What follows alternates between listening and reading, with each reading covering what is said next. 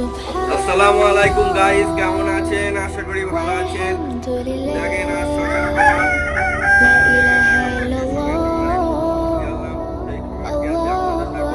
ক্যামেরার দিকে নজর রাখেন গাইস, ভিডিওটি দেখেন।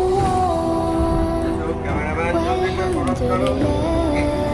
এই দেখেন আমাদের খাবারে মুরগিগুলো সংগ্রহ করলাম। সব দেশি মুরগি আছে, করকনাথ, সিল্কি, সোনালি, তারপরে যাই ব্রয়লার, সব রকমের মুরগি আমার এই খামারে আছে ইনশাল্লাহ।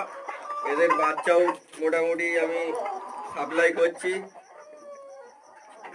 ঘরে বাচ্চা ছিল, বাচ্চাগুলো সব সাপ্লাই করে দিয়েছি। দেখতে পাচ্ছেন গাইস,